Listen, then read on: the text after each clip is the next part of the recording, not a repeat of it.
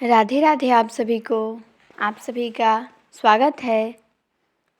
हम हिंदी साहित्य का दूसरा इतिहास देख रहे थे, बच्चन सिंह द्वारा लिखा गया है।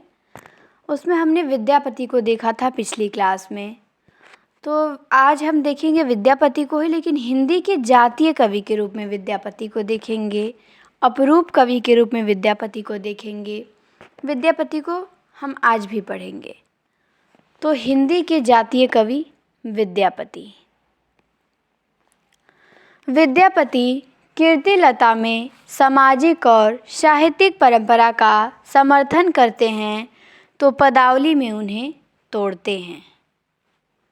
राधा कृष्ण के मांसल, मादक तथा मुक्त श्रृंगार चित्रों के द्वारा राधा कृष्ण के नाम पर सामाजिक मर्यादाओं की तोड़फोड़ ठीक न मानकर बहुत से लोगों ने उन्हें भक्त कवि कह डाला है।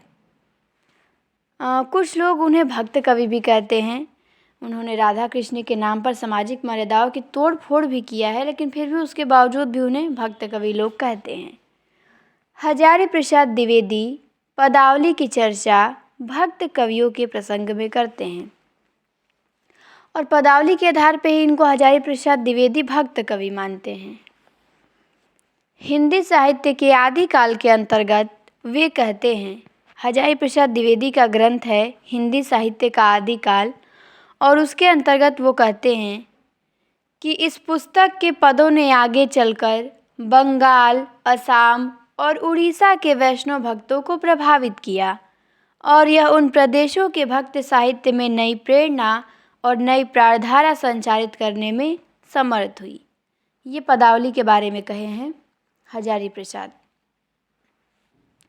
इसलिए पूर्वी प्रदेशों में सर्वत्र यह पुस्तक धर्म ग्रंथ की महिमा पा सकी। वे भक्ति के प्रसंग में विद्यापति को श्रृंगार रस का सिद्धवाक कवि कहते हैं। विद्यापति को श्रृंगार रस का सिद्धवाक कवि किसने कहा है? तो हजारी प्रसाद द्विवेदी ने कहा है। इसमें संदेह नहीं कि श्रृंगार और भक्ति रस में मौलिक अंतर नहीं है, किंतु कवि को पहले भक्त होना चाहिए। विद्यापति शैव थे, अतः उन्हें वैष्णव कवि नहीं कहा जा सकता। पदावली में श्रृंगार के ऐसे इंद्रियोत्तेजक चित्र खींचे गए हैं कि यदि उन्हें भक्ति काव्य कहा जाएगा तो श्रृंगार काव्य क्या होगा?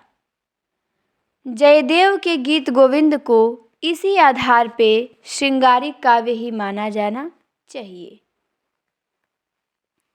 शुक्ल ने अपने इतिहास में पहले ही लिख दिया था कि विद्यापति को कृष्ण भक्तों की परंपरा में न समझना चाहिए। ये हमारे लिए बहुत महत्वपूर्ण है। शुक्ल जी का ये स्टेटमेंट है। क्या कहा है इन्होंने? कि विद्यापति को कृष्ण भक्तों की परंपरा में न समझना चाहिए। शुक्ल जी इनको श्रृंगारिक कवि मानते हैं। और जो लोग विद्यापति को आध्यात्मिक दृष्टि से देखना चाहते हैं उन्हें आड़े हाथों लेते हुए वे लिखते हैं, और जो लोग विद्यापति को आध्यात्मिक बताते हैं उनके लिए शुक्ल जी लिखते हैं। ये भी कथन बहुत महत्वपूर्ण है। क्या लिखते हैं? कि आध्यात्मिक रंग के चश्मे आजकल बहुत सस्ते हो गए हैं। उन्हें चढ़ाकर जैसे कुछ लोगों ने गीत गोविंद को आध्यात्मिक संकेत बताया है, वैसे ही विद्यापति के इन पदों को भी। विद्यापति श्रृंगारिक कवि हैं या भक्त कवि, इसको लेकर एक विवाद खड़ा हुआ। अब इसमें भी विवाद शुरू हो गया कि आखिर विद्यापति श्रृंगारिक हैं कि भक्त कवि हैं। हजारी प्रसाद द्विवेदी भक्त मानते हैं और शुक्ल जी श्रृंगारिक मानते हैं, और यह विवाद अब भी बंद नहीं हुआ। और शुक्ल जी से भी पहले विद्यापति को ग्रियर्सन रहस्यवादी कह चुके हैं। वो न भक्त कहते हैं न श्रृंगारी कवि कहते हैं। ग्रियर्सन ने विद्यापति को क्या कहा है? तो ग्रियर्सन ने कहा है विद्यापति को कि विद्यापति रहस्यवादी कवि हैं। तो ये भी ध्यान देना है कि विद्यापति को रहस्यवादी किसने कहा है? तो ग्रियर्सन ने कहा है। उनके अनुसार राधा जीवात्मा है और कृष्ण परमात्मा। कुमार स्वामी भी उनमें रहस्यवाद देखते हैं। मतलब कुमार स्वामी भी एक हैं आलोचक, ये भी विद्यापति में रहस्य भाव देखते हैं और कहते हैं कि चैतन्य महाप्रभु उनके पदों को गा गा कर भाव विह्वल हो उठते थे। और विद्यापति के पदों को गाते गाते चैतन्य महाप्रभु भाव विह्वल हो उठते थे। तो ये भी ध्यान देना है कि चैतन्य महाप्रभु किसके पदों को गाते गाते भाव विह्वल हो उठते थे? तो विद्यापति के पदों को। लेकिन सब लोग चैतन्य नहीं हो सकते। सच तो यह है कि उनकी राधा को न पराशक्ति माना जा सकता है, न कृष्ण की अर्धांगिनी शक्ति। पदावली में इसका कहीं संकेत ही नहीं है। आगे है कि विद्यापति की कविता का स्थापत्य श्रृंगारिक है। उसे आध्यात्मिक कहना खजुराहो के मंदिरों को आध्यात्मिक कहना है। तो इतना कथन ये बच्चन सिंह का है और ये सुपर मोस्ट है। ये पेपर में आ चुका है, आप लोगों को यूथ में मिला होगा ये कथन, ये बिल्कुल मोस्ट है, तो इसे आप लोग ध्यान देंगे। विद्यापति की कविता का स्थापत्य श्रृंगारिक है, उसे आध्यात्मिक कहना। अगर आप उसे आध्यात्मिक कर रहे हैं तो ये मान लीजिए कि खजुराहो के मंदिरों को आध्यात्मिक कह रहे हैं। उनके श्रृंगार में यवनोन्माद का शारीरिक आमंत्रण है, संभोग का सुख है, विलास की विह्वलता है, वियोग में स्मृतियों का संबल और भावुकतापूर्ण तन्मयता है। और इन सब के बावजूद भी अगर हम उन्हें कहें कि वो श्रृंगारिक नहीं है तो फिर ये कैसे संभव है? तो विद्यापति की कविता का स्थापत्य श्रृंगारिक है, बच्चन सिंह ने कहा है। तो हमने विद्यापति को जातीय कवि के रूप में देख लिया। अब हम विद्यापति को देखेंगे अपरूप के कवि के रूप में। किस रूप में देखेंगे? अपरूप के कवि विद्यापति। तो शुरू करते हैं। विद्यापति का प्रेम न तो रोमांटिकों की तरह वायवीय है और न भक्तों की तरह दिव्य। वे अपरूप के कवि हैं। ये भी बच्चन सिंह कहे हैं, ये भी आपको ध्यान देना है कि विद्यापति का प्रेम न तो रोमांटिकों की तरह वायवीय है और न भक्तों की तरह दिव्य है। वे अपरूप के कवि हैं। किसने कहा है? तो बच्चन सिंह ने कहा है विद्यापति को। उस रूप में वीर्य विक्षोभन की अद्भुत शक्ति है, तल्लीनता और अतृप्ति की गहरी क्षमता है। यह अपरूपता राधा में ही नहीं कृष्ण में भी है। पंक्ति देखिए। सुधा मुख के विहि निर्मल बाला, अपरूप रूप मनोभव मंगल, त्रिभुवन विजयी माला। राधा का अपरूप रूप कामदेव के लिए मंगलदाता है। मनोभव मंगल का अर्थ आत्यांतिक रूपाकर्षण है। आगे चल मंगल केली से जुड़ जाता है और कृष्ण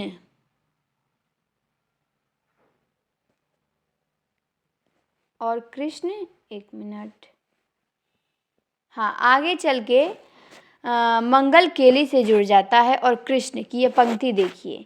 ऐ सखी पेखल एक अपरूप, सुनियत मानवी शपन स्वरूप। अर्थात दो अपरूपों का पारस्परिक आकर्षण ही तो प्रेम है। दोनों पुष्पधनवा के बाढ़ से आहत और विकल हैं। कृष्ण कदम्ब के नीचे बांसुरी में राधा का नाम टेरते हुए प्रतीक्षारत हैं। प्रतीक्षारत पदावली से ही पदावली का आरंभ होता है। वे नक्सिक, दूती प्रसंग, अभिसार आदि का पारंपरिक ढंग से वर्णन करते हैं। स्वतंत्र सौंदर्य वर्णन में वे दो अत्यंत उत्तेजक गौड़ यौनोपादानों को रेखांकित करते हैं और ये उपादान हैं आँख और पयोधर। पंक्ति है, हाँ, ये पंक्ति मैंने यूथ में पढ़ा था, व्याख्या में ये पंक्ति दिया था, तो ये पंक्ति आप लोग याद कर लीजिएगा, ठीक। मैंने बिल्कुल ध्यान से पढ़ा है, मुझे याद है। तो ये भी मोस्ट है आपके लिए, वहाँ पे मिलान करने के लिए आता है ना यूजीसी नेट में, वहीं ये पंक्ति आई है कि बड़ कौशल तु आराधे, अकी नल कन्हाई लोचन आधे। किसकी है? तो विद्यापति की पंक्ति है। बड़ कौशल तु आराधे, की नल कन्हाई लोचन आधे। ठीक, आगे आते हैं। अर्धनिमीलित नेत्रों से राधिका ने कृष्ण को देखा नहीं कि वे बिक गए। यह देखना सामान्य रूप से देखना नहीं, इसके खरीदने का कौशल भी है, यानी हाव विधान भी है। इसके आगे मीर की नीमबाज आंखें पानी भरे, मधुमाती आंखों की तड़पड़ाहट देखिए। मधुक मातल उड़े न पारय, तैयो पसारई पाखी। मधु से छका भौरा उड़ नहीं पाता, फिर भी वह अपनी आंखें पसार रहा है। मधुमस्त भौरे का यह क्रियात्मक बिंब आंखों के सौंदर्य के साथ कृष्ण के आकर्षक रूप का भी संकेत करता है। विद्यापति की आंखें लड़ती नहीं, जूझती हैं। पदावली में पयोधरों का भूरिश उल्लेख हुआ है। गौड़ यौनोपदानों में यह सर्वाधिक संवेदनशील है। भारहूत, सांची और अमरावती की मूर्तियों के अनावृत वक्ष उपर्युक्त मान्यता की पुष्टि करते हैं। नायिका निर्जन में अपने पयोधरों को देखकर स्वयं मुग्ध है। पंक्ति है कि निर्जन उरज हेरई कतबेरी, हसई जे आपन पयोधर हेरी। अर्थात संयोग प्रसंग में विद्यापति का मन प्रथम समागम में बुरी तरह रमता है। इस अवसर पर अनंग की बुभुक्षा देखते ही बनती है।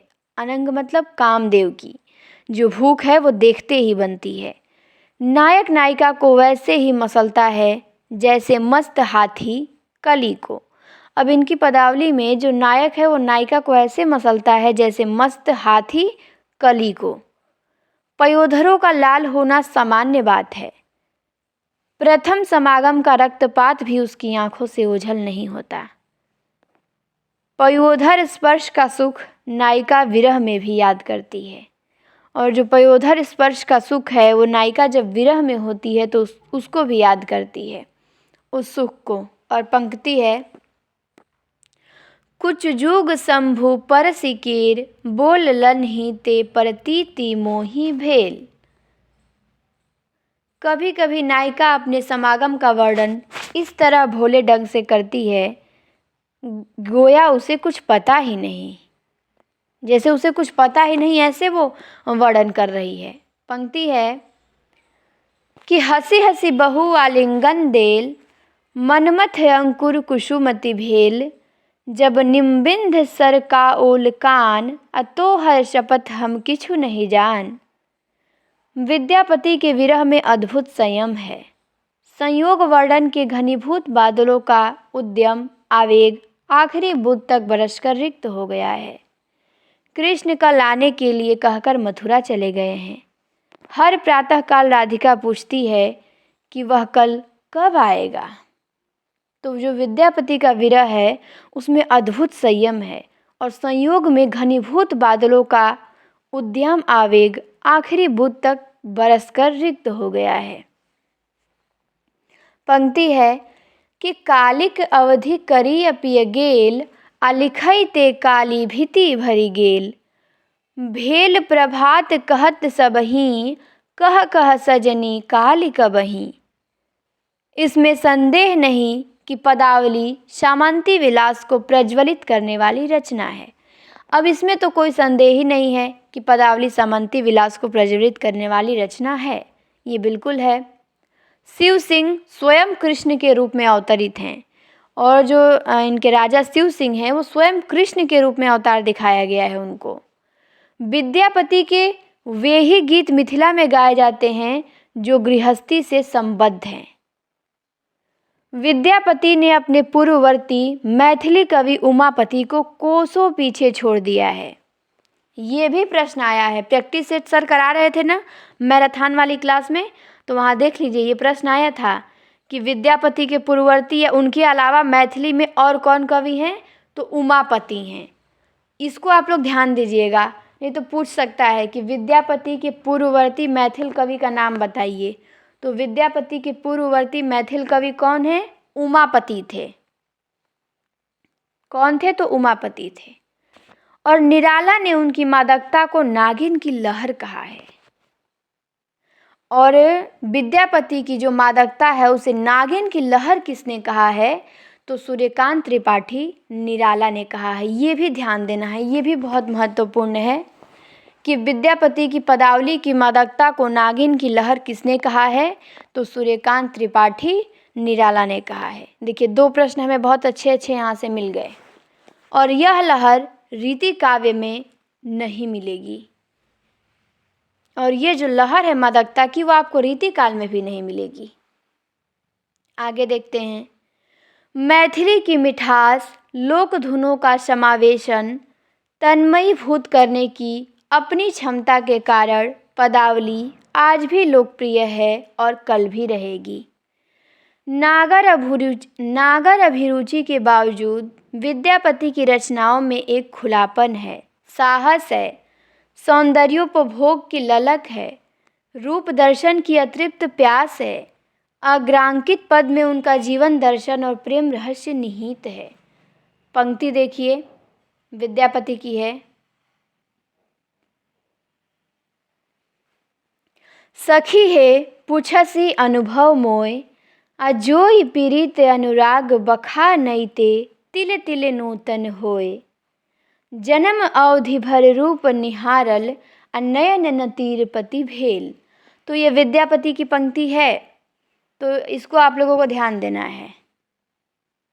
जन्म अवधि भर रूप निहारल, नयन न तीरपति भेल।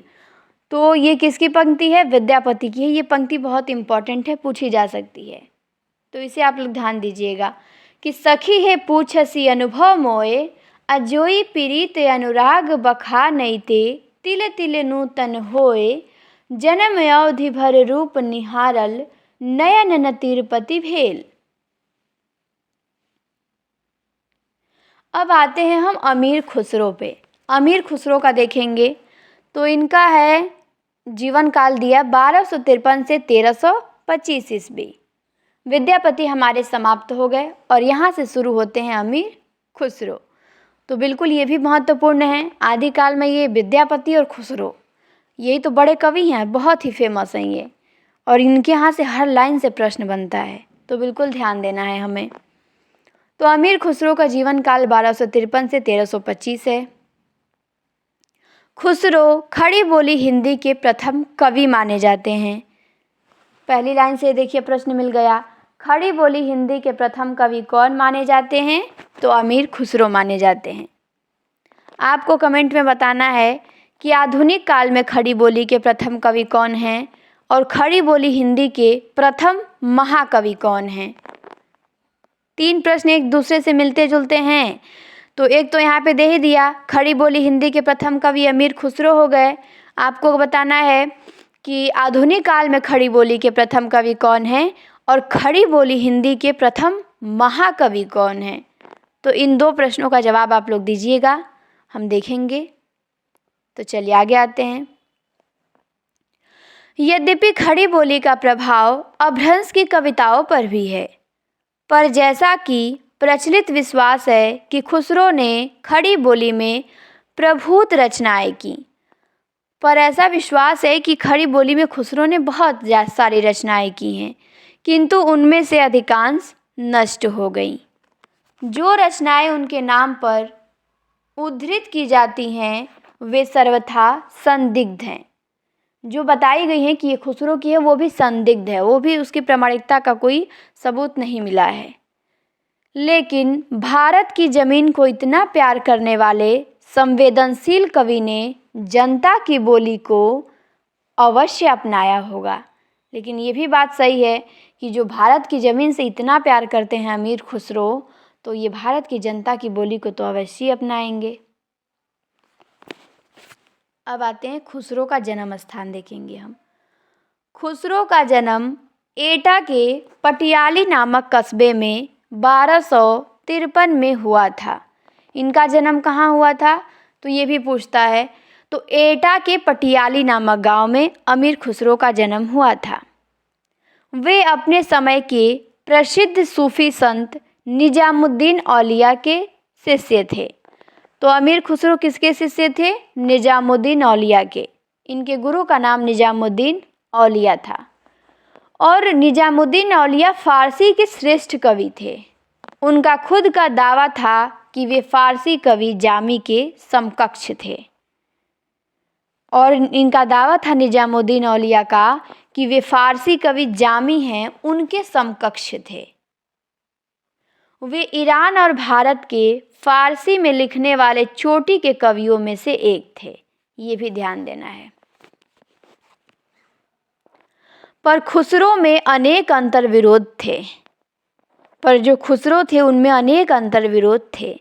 एक और वे मलिक छज्जू जलालुद्दीन, अलाउद्दीन खिलजी, तुगलक आदि के राजकवि थे, तो दूसरी ओर सूफी फ़कीर निजामुद्दीन औलिया के शिष्य थे।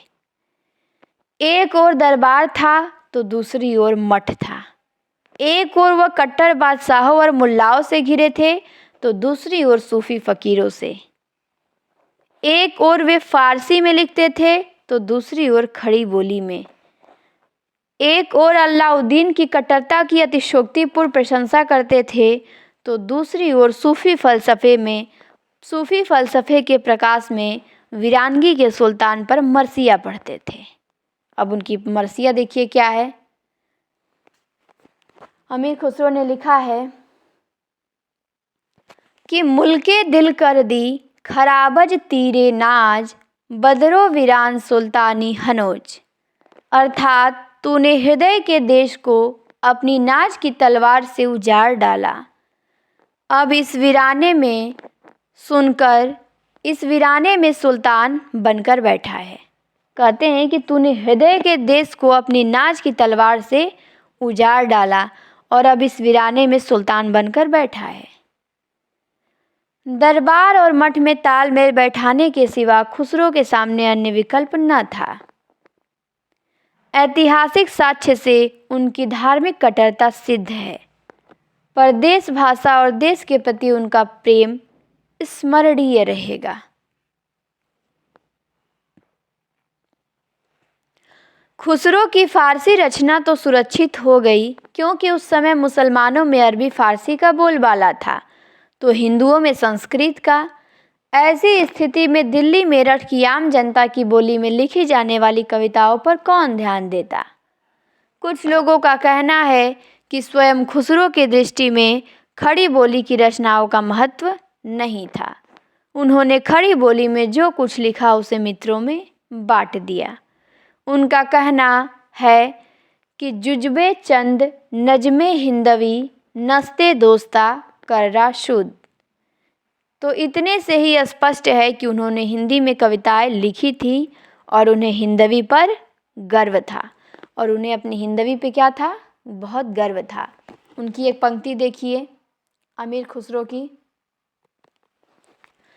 चू मन तूतिये हिंदम अर रास्त पुरुषी, जे मन हिंदुई पुरुषता नाज गोयम। कहते हैं कि मैं हिंदुस्तान का तूती हूँ, मैं हिंदुस्तान का तूती हूँ। अगर तुम मुझसे वास्तव में कुछ पूछना चाहते हो तो हिंदवी में पूछो, जिससे मैं कुछ अद्भुत बातें बता सकूं। कौन कहता है? तो अमीर खुसरो कहते हैं। इनकी ये पंक्ति भी ध्यान देनी है। चू मन तूतिये हिंदम और रास्त पुरुषी। उनकी हिंदी कविता के जो नमूने पाए जाते हैं उनमें से कुछ निम्नलिखित हैं, पर ये बहुत परवर्ती मालूम पड़ते हैं और अवश्य अपनाया होगा। अच्छा, पेज रिपीट हो गया है, एक मिनट। तो उनकी जो खड़ी बोली की पंक्तियाँ मिलती हैं वो बहुत परवर्ती मालूम पड़ती हैं, तो उसे हम देखेंगे। उनकी खड़ी बोली की पंक्ति है यहाँ पे दी गई, क्या है तो इसे हम देख लेते हैं।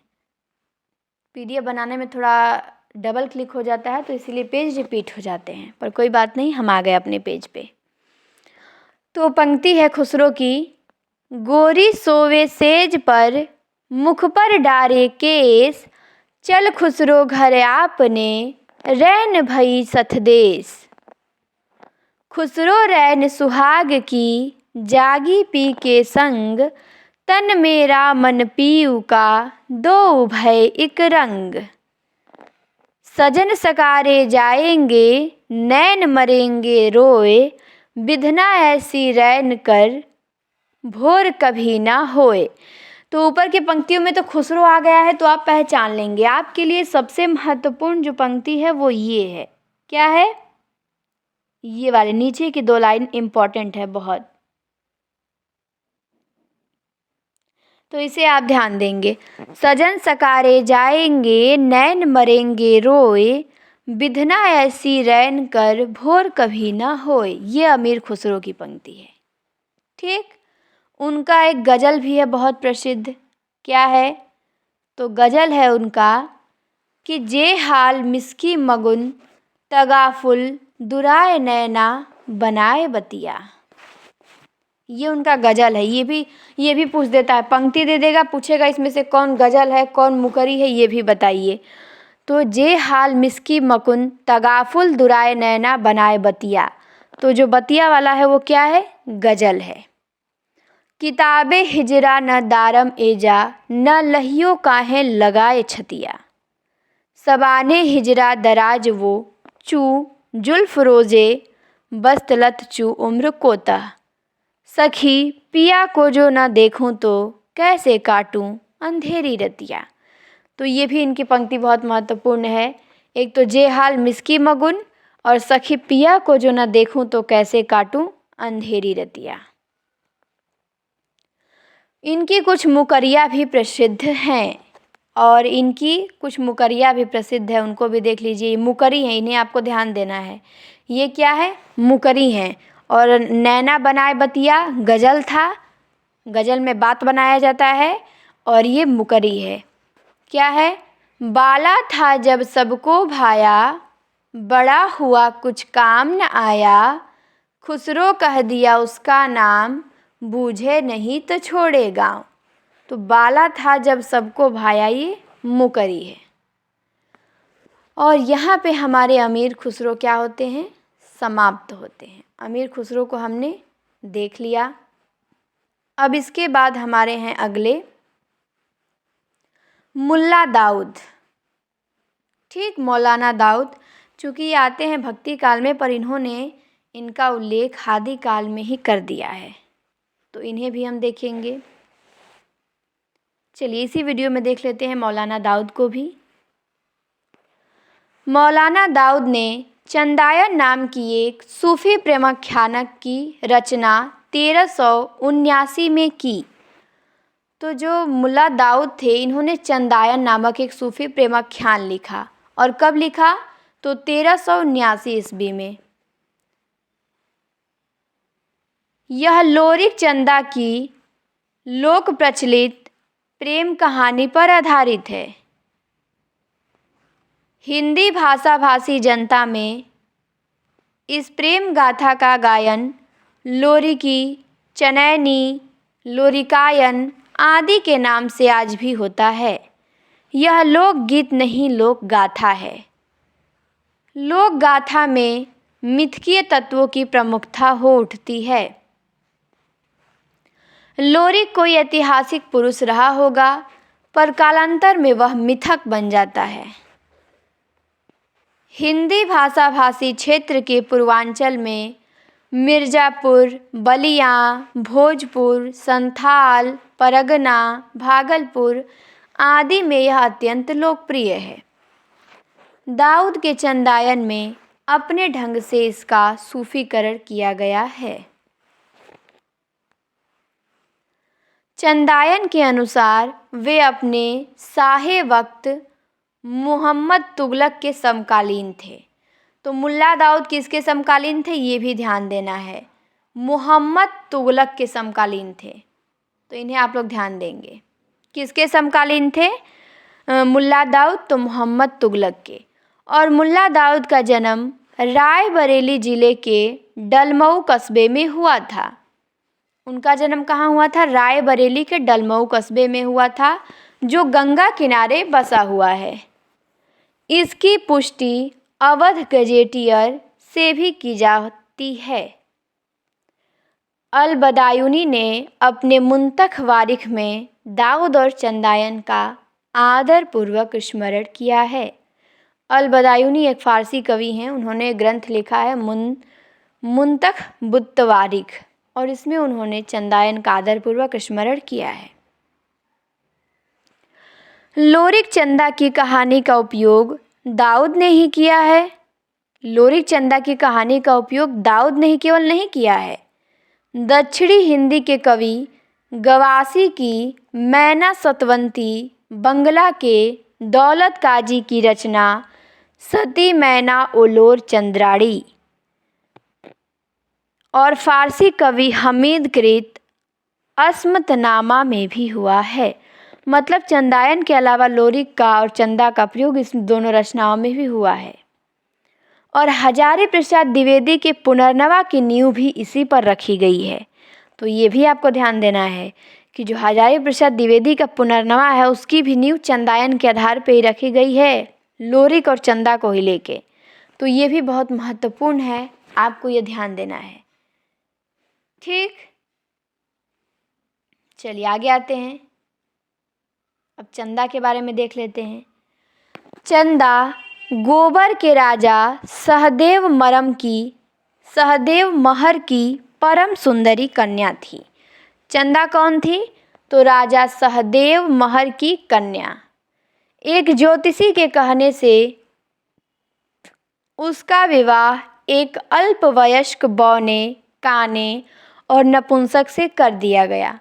एक ज्योतिष है, उनके कहने पे चंदा का विवाह एक बौने, अल्पवयस्क, काने और नपुंसक से कर दिया गया।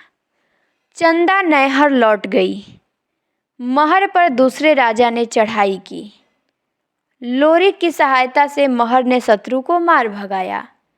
लोरिक को देखकर चंदा और चंदा को देखकर लोरिक मुग्ध हो उठे। और एक रात लोरिक चंदा को लेकर कलिंग भाग गया। चंदा के रूप लोभियों ने उसे प्राप्त करने की चेष्टा की, पर लोरिक की मार के आगे कोई टिक न सका। कलिंग से वह लौट आया और मैना को भी साथ लेकर रहने लगा। कलिंग से वह लौट आया और मैना को भी साथ लेकर रहने लगा। यहीं पर कथा समाप्त हो जाती है। आगे की कथा खंडित है। यूँ आगे की कथा का कोई खास महत्व नहीं रह जाता है। चंदायन की भिन्न भिन्न प्रतियों के आधार पे कई लोगों ने उसका संपादन किया। चंदायन का भिन्न भिन्न खंडित प्रतियां मिली, उसके आधार पर उसका संपादन कई लोगों ने किया।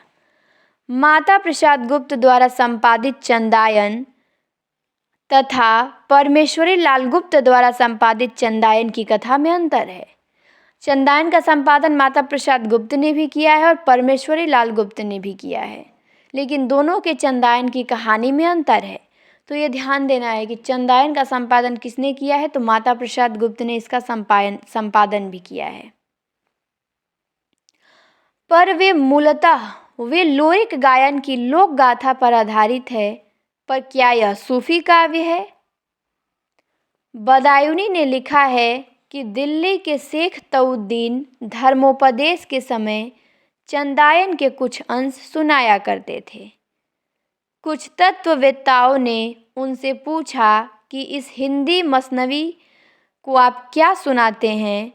उन्होंने इसके उत्तर में कहा कि इसमें खुदाई तत्व भरे पड़े हैं और कुरान की कतिपय आयतों की सुंदर व्याख्या है। इसके विपरीत परमेश्वरी लाल गुप्त का कहना है कि वे कहीं भी प्रेमाख्यानों की तरह धार्मिक प्रवचन के रूप में आत्मा, परमात्मा, साधक और साधना की बातें करते नहीं दिखाई पड़ते। उन्होंने जो कुछ कहा है लौकिक धरातल पर बैठकर ही कहा है। इनसे पता लगता है कि चंदायन का ढंग सूफी मसनवी का है, किंतु रंग प्रेमाख्यानों का। वह पहला सूफी प्रेमाख्यान है या नहीं, यह महत्वपूर्ण नहीं है। उसने आभीरों की जातीय कथा को अपना उपजीव्य क्यों बनाया और उसका सामाजिक महत्व क्या है? अभी तक रासो काव्यों में राजपूतों के जातीय शौर्य का चित्रण किया जाता है। उनमें स्त्रियों की अपेक्षा पुरुषों का पराक्रम अधिक है। थोड़ी बहुत स्वतंत्रता स्त्रियों ने प्राप्त कर ली है, पर चंदायन में तो पति क्लीव और अल्पवयस्क है। समस्या यह है कि ऐसी स्थिति में स्त्री क्या करे। ब्राह्मण धर्म के अनुसार पति चाहे जैसा हो, पत्नी को नियति अनुगामी होने में ही है। ब्राह्मण धर्म में पति चाहे जैसा हो, पत्नी को उसका अनुगामी होना ही चाहिए। यद्यपि इसके अपवाद भी मिलते हैं, फिर भी उसकी नियति अनुगामी होने में ही है। लोरिक विवाहित है। ऐसा नहीं कि चंदा से पहली बार प्रेम करता है, पहली बार विवाह करता है। उसका विवाह मैना से हो चुका है। लोरिक विवाहित है, लेकिन चंदा उसके साथ समाज को चुनौती देती हुई भाग खड़ी होती है।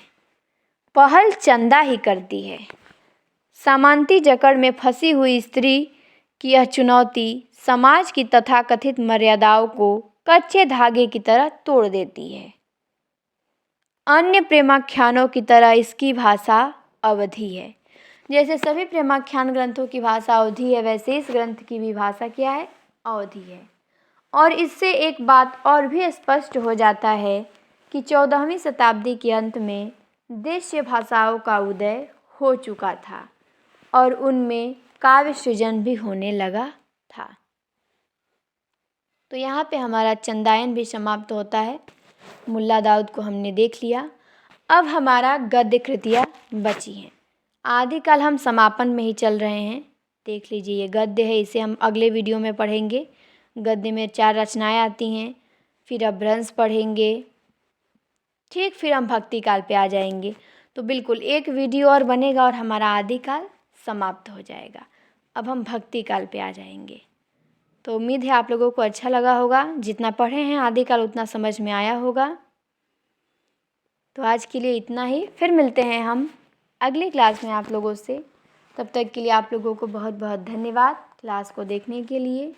न समझ में आए तो भी बताइएगा, समझ में आए तो भी बताइएगा। शुक्रिया।